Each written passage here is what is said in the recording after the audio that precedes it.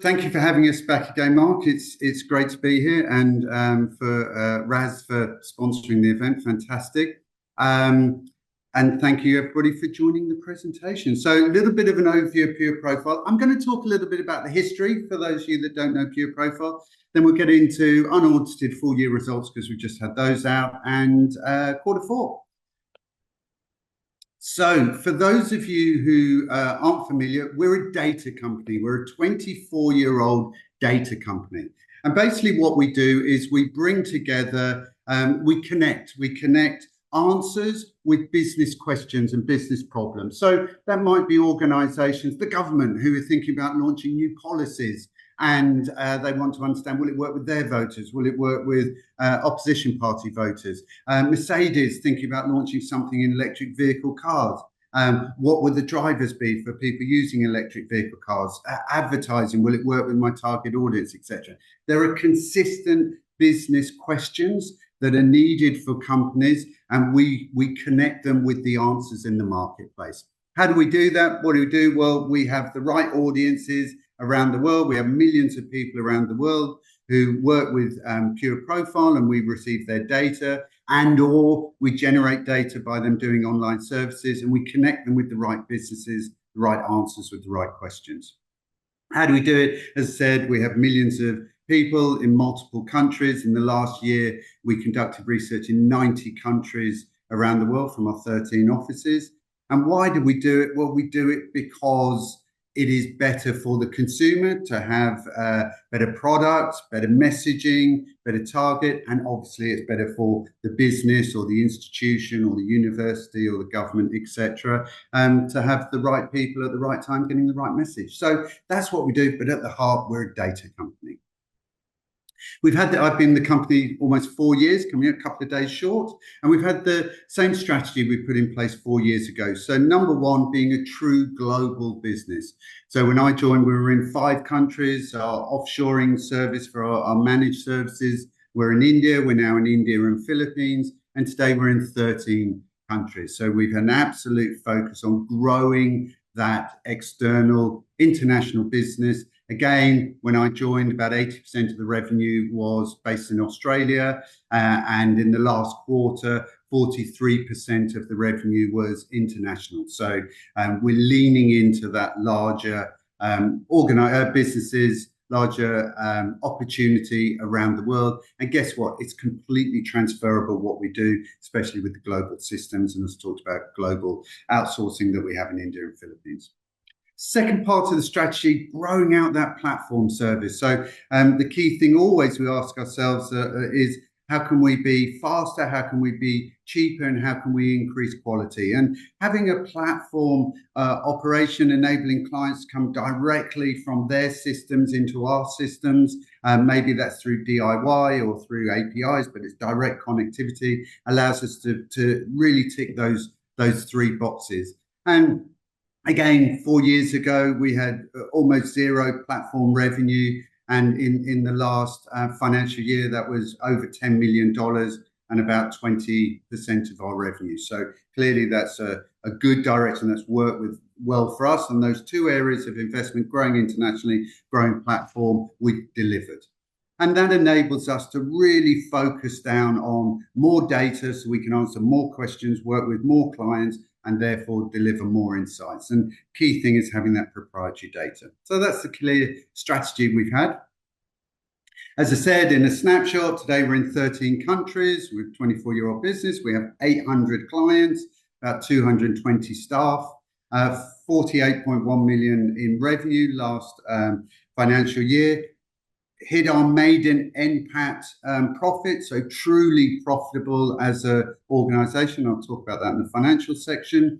91% of our clients are repeat business, so we do exactly what we say we're going to do on the tin, and clients keep coming back to us. And $10.4 million in annuity revenue, so in those repeat and in those long-term contracts.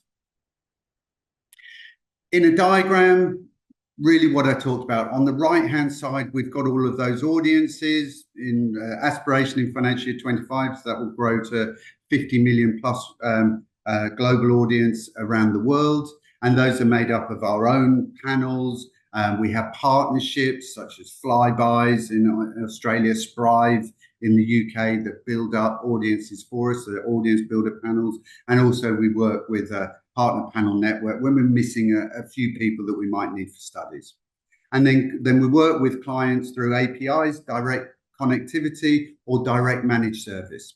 And then the connection in the middle, and on the left-hand side, we've got clients with their business problems or business opportunities, and they can access our services through managed service, Insights Builder, DIY tool, Audience Intelligence, which is a database product. And then looking at, we've just expanded into qualitative solutions. We've rolled out a number of AI solutions and direct-to-client solutions. So expanding in those sort of light orange type areas. And then clients connect, again, APIs, direct services. So in a picture, that's what we do. Bit of our growth journey. So in 2020, we did a company restructure. We did a debt to equity swap. I joined the company to do that. We refreshed the executive team, had a clear focus. We've talked about the strategy. And the goal in the company then was to grow internationally, also grow financially. And from about 2 months after the restructure, we were operating cash flow positive. So that was an absolute goal for us, not need to raise money to keep the lights on. And then as we've moved forward, we are now NPAT profitable as well. 2023, it was about investing in our people, our data, our panels, and also our technology, which we were doing. So as we were growing as a growth company, which we are, we were also becoming higher EBITDA margin, heading towards profitability and improving the business. So as we say, we're changing the wheels of the car as it's still moving. And then 24 to 26 is really a focus now in growing from that platform that we have, both of technology, audiences, and the right people in the right locations. So really accelerating that growth element that we've always been as a company. Why do we do that? Because the opportunity is globally. So Australia makes up about 2% of what is in the data and insight space, $130 billion US market. If you're not in the market, you might not know it exists, but it's $130 billion US. Every product you've bought, ads you've seen, car you drive, most probably clothes you wear, the computer you use, all of that has had some element of market research conducted to ensure it's right for their chosen audience, a big audience, big opportunity. And when we look at the share around the world, the UK market is about 6 times bigger than the Australian market. We've been there for 10 years. We now have a really strong business in the UK, so it's about growing off that platform. And the US business, where we only do a few $1 million a year at the moment, makes up 55%. That's about 35 times bigger than the Australian market. So 25 focus on the UK, really growing that out even more, and then 26 focus on the US. And on the right-hand side, I've got a nod towards AI because everybody's talking about AI, and it benefits our business in 3 areas. The first area is internally. How are we doing what we do? As I said, faster, cheaper, and with a higher quality. And we've got a number of AI solutions that we've rolled out that have made our business all of those 3 things. Then the second area is looking at client delivery. Where can we use AI in delivering our solutions to client? And we've got a couple of areas in there that we've rolled out and new ones in the pipeline. And then the third area is these are our clients as well. These are new clients that we didn't work with before. Because when you do a ChatGPT search and it brings up answers, guess what? They need data to feed that engine. And where do they get data from? Companies like Pureprofile that have proprietary own data, and it's a great, accurate source for them. What's the prize? Well, our global peers are 150 million Australian dollars to $1 billion Australian dollars in revenue. We're only 48.1 million Australian, so we've got a lot of headroom there. Why? Because they're particularly strong in the US and the UK, and they have direct client solutions. So what have we been doing? We've trebled our business over the last few years in the UK, trebled our business in the US over the last few years, and rolled out end-to-end clients. And we are a truly, on the right-hand side, tailwinds, a true growth company. So we have an absolute focus on data quality. There are issues in our market because the data is not proprietary and owned, not within Pureprofile. Our peer group businesses are challenged because maybe they've had takeovers or private equity, etc. Well, we're winning market share from them. We continue to attract amazing people to Pureprofile, again, from competitors that perhaps are faltering, and people want to join a growth successful company. And then the other tailwind is this rise of AI, which is about innovation. It's about being able to roll out solutions faster and about being able to work more efficiently. Few achievements in financial year 24. We grew at 10% as a company at the top line. We achieved our maiden full year net profit after tax of 100,000. And that was from a net loss of 1.9 million in financial year 23. So a real focus on the business in turning us to an NPAT positive position. However, without losing the growth element, so we still managed to grow 10%. We achieved our guidance at 48.1 million revenue, 4.4 million EBITDA, and we had 5.2 million cash balance at the end of the year also. As I talked about growing internationally, we increased rest of the world revenue by 43%. That's where we'd put our investments in financial year 23 for 24, and we'll continue putting those investments as we did at the end of 24 to achieve continued growth in 25. And that was up from 38.5% share of our company in financial year 23. So real focus, 91% from repeat business, 5 new AI solutions. We opened 2 new offices in Spain and Germany. We were winners of the Australian Research Partner of the Year Awards. So that's our clients, the industry clients voting on the best partner and supplier in our industry. We won that. So that's a great endorsement of the business. And then 3 other awards that we won. We were top 50 inspiring workplace in the UK, 4th place in Asia, actually hot off the press last Friday, I think it was, we were 5th place in Australia. So again, talking to how we ensure that we put employees, team members first, because that then results in clients wanting to work with you and increasing revenue, increased profitability, running better as an organisation. We also, at the end of the year, made our first acquisition in the 4 years that I've been here. It was a smaller version of Pureprofile based out of Australia, 1.25 million, paid over 2 tranches. That business, approximately 2.7 million of revenue, over a million surveys conducted by that company. So iLink is part of the company now. They've got a great panel business that we've augmented into our business, 17 people in the operation that we've brought into the company, over 50 clients that they work with. And that was over 3 weeks ago that we started integration, and that's really gone very well. And the bottlenecks that we knew that were happening in iLink around having more operation staff to do more work or having more data points to answer more problems for clients, we've immediately alleviated those. So we've seen them being able to do more work with their client base, which is fantastic, as well as we see many synergies within the 2 businesses working together. Some of those are operational, some of those are client-wise. So we're recognizing synergies as well as growing the revenues of both companies. So really pleased to welcome those fantastic 17 people to our business.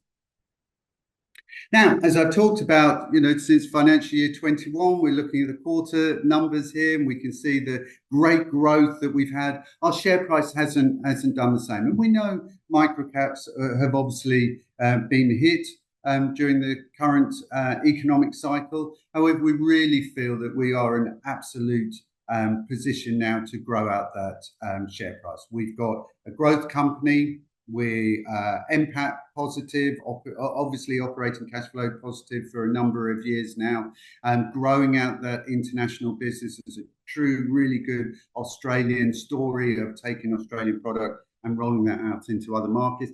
800 clients, 200 staff, 24-year-old business. So now it's really about getting out, and we've got fantastic funds coming into the business, but bringing in new funds, working with us, bringing in new brokers, and really growing the awareness around Pureprofile now. And that's a focus for us in financial year 25. Bit of financials, as said, revenue went up 10%. We made our maiden NPAT profit, which we're very proud of. EBITDA at 4.4 million was actually 4% down, but we had a slight change in the way that we paid executive STIs, and instead of being dilutive share-based, they now are cash-based, so that we paid less out. We had zero dilution on those for our shareholders, and actually, if you did a like-for-like, it was 8%, the 9% the EBITDA margin, and about 8% up. So slight change we had in the way we did our accounting, but the key thing for us, 10% growth and 106% improvement on NPAT. So really pleased with that, and that cash in the bank up to 5.2 million. ANZ grew 2% in the year, rest of the world, which we had the focus, 23%, and our platform grew 88%.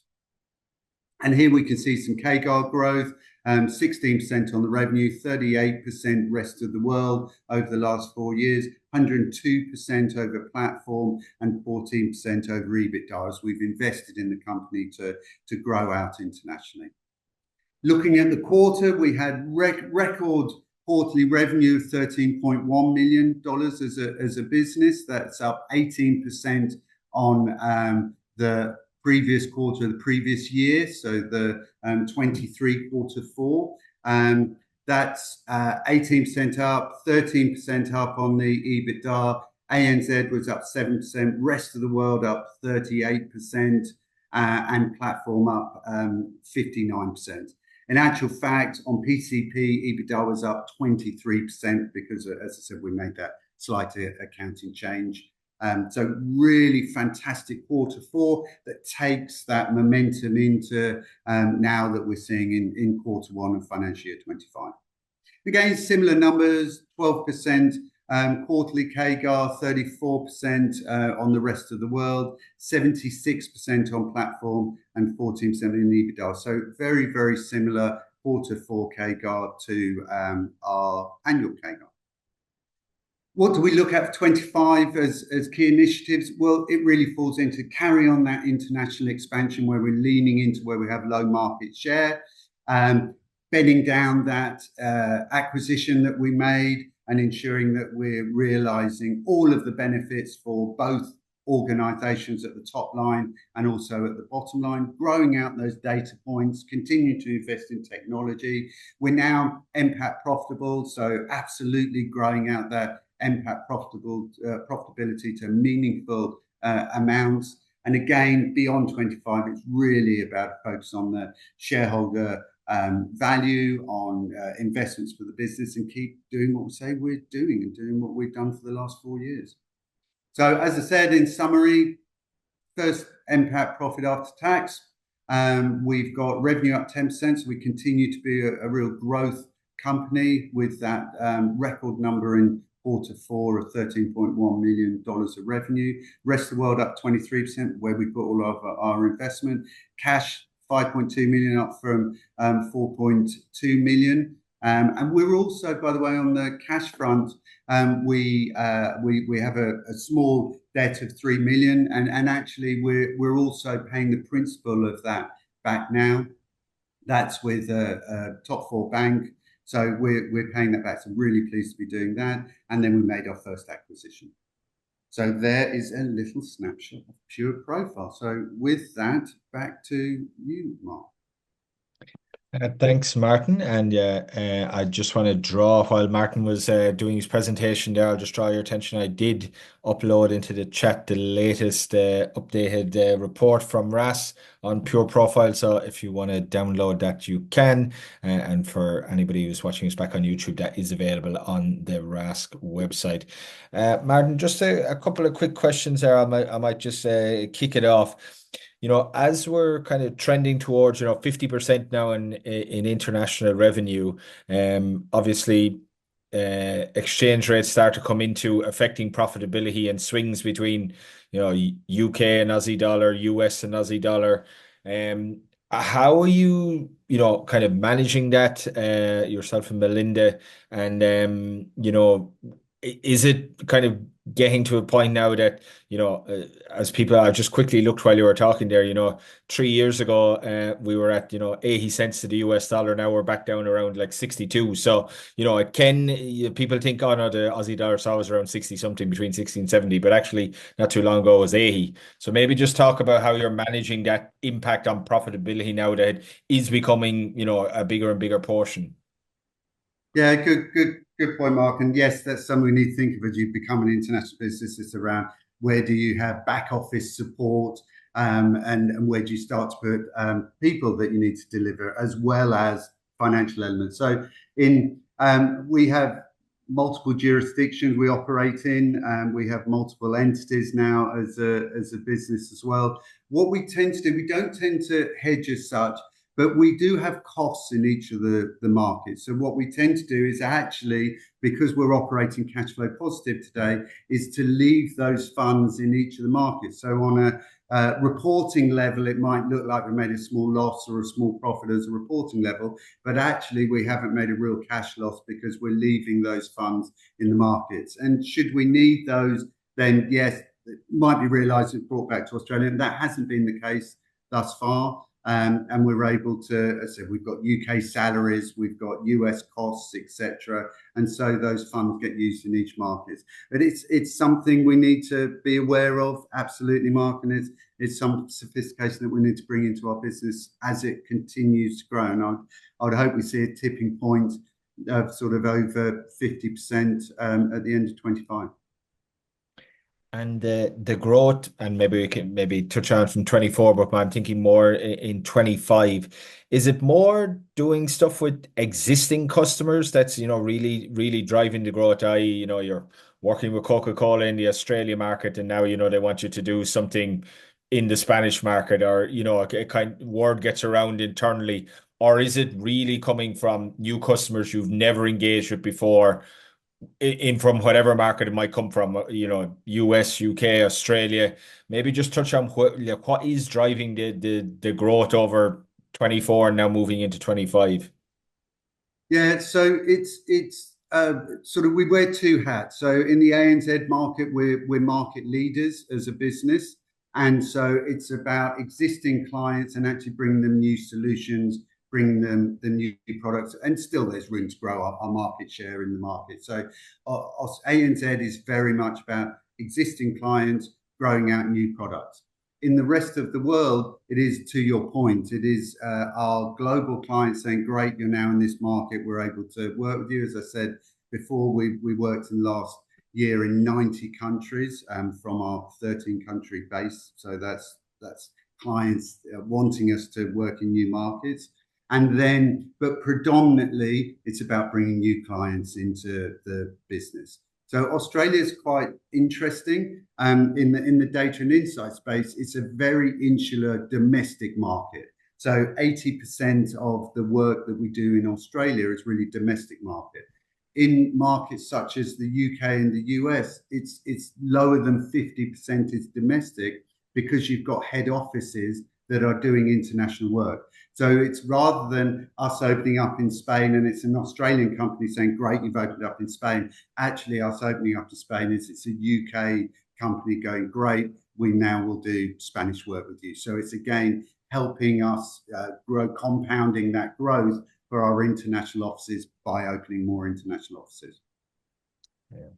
And then just on the international offices, the US, I noticed in your slide you were saying, strategic investments, and you're running sales kind of remotely and stuff. But is there going to come a tipping point where, a bit of a further investment, or more concrete investment is going to be needed in the US office to, lift it on to kind of the next level? And is that, something that, we should be expecting in 25? Or can you kind of still grow from kind of what you got now in place? Yeah, 100% what you just said, Mark. So As I said, the UK, 10 years, we've now got a really solid base of clients and team members to grow from. And the UK is a relatively small market. Most companies, that are in London or Manchester, it basically is. So it's a couple of hours to get to them. So it's very easy to grow that out. US is a big beast. And we do that remotely at the moment. And as a company, you can spend a lot of money making not much noise and the pebble in the ocean. So for us, the approach into the US will be continually grow our remote business that we do. In actual fact, we just came back. We now exhibit at major US events, and we just came back from a big event, an industry event in New York. And I was talking to my MD of the region the other night. And actually, year over year, our work in progress today is 50% up. On the back of going out to events and people now getting to know us. So we can continue to do that remotely, but organically, but you're not seeing the prize and you're not really seeing the opportunity. So we've really got three ways that we look at, we will move into the US. And number one, we have the audience builder product. So finding a partner, a big partner equivalent in the US, like a Flybuys here, but in the US, gives us the ability to really open up quickly a niche audience, a niche data set that we can get our name known, that we can launch on the back of and using on their coattails as well. So that's one opportunity, and that's a lower cost than us putting our hands in our pocket growing out data sets. The second way is in partnerships. So somebody that's maybe doing got data, but they're offering a service adjacent to what Pureprofile does, and us actually coming in and offering our quantitative services and monetizing their data sets by doing what we do. We're having a few discussions with large US companies where we can partner on the back of them, offering them a new service and then going out to clients. And the third one is looking at acquisitions, which immediately you've got a data asset, they're using the data asset, you've got a brand, you've got a number of people, and again, overlaying that Pureprofile magic on top of that. So they're the three areas that we're looking at. And that really is, as I said, 25 is all about growing out further the UK business. And then 26, the aim is to have in place one of those three so that we start to recognize that US growth. Okay, perfect. And then, yeah, my final question was, just on capital allocation, you touched on the share price there, despite the kind of operational improvements. Is a buyback something that's potentially going to be considered in 25, or paying a small first dividend, just to get that kind of marker into the market as well? Maybe just to touch on capital allocation. What's the kind of board's feeling on to as something else to kind of trigger the I guess the market's attention around what you're doing from a share price perspective. Yeah, really, yeah. Again, you ask very good questions, Mark. So everything's on the table. I mean, the bottom line is we had a board refresh at the end of the year. So we've got a new chairperson, Michael Anderson. People might know him from O Media, took them pre-IPO into IPO, strong media background. And it's been fantastic just in the last sort of 8 weeks working with Michael, seeing how his mind works, and looking at that growth and the opportunity and thinking in a different way of Pureprofile. Another new board member we brought in is a guy called Adrian Gonzalez. He very, very senior executive at Kantar, which is a huge business in our space. He headed up Asia Pacific, or Southeast Asia, sorry, I should say, for the company, and that's several thousand team members. He's incredibly well connected, and again, making us think differently and really having that support of now a really strong board. So that's one thing. We've now got a refreshed board, so excited about that. We've NPAT profitable, continuing that 10% growth. So we've got a story there. We've made our first acquisition in iLink. We've got good numbers on the growth. We've demonstrated investment that we've made has every time turned into increased top line and bottom line. And now with that story, it's really now time to let's put a push before we start thinking about share buybacks. Let's actually really put a drive on finding a new broker for Pureprofile, bringing in new funds, getting that message out. We work with the IR department, who are really a great partner of ours. We work with Finola at RaaS, is a great partner of ours. Let's look at this quarter. Let's get out to the market. Let's talk to them about the great story. And then let's see how that beds down. And before we make decisions, we normally give guidance at our AGM. So that fits in sort of end of October time. So let's see how the share price is doing before we decide to do anything such as share buybacks, because we turn money into results by investing overseas or making an acquisition. So let's hang on to see if we get a response in the meantime with the extra energy we're putting in quarter one. Okay, perfect. Martin, great to have you on with us as always, and thanks for joining us.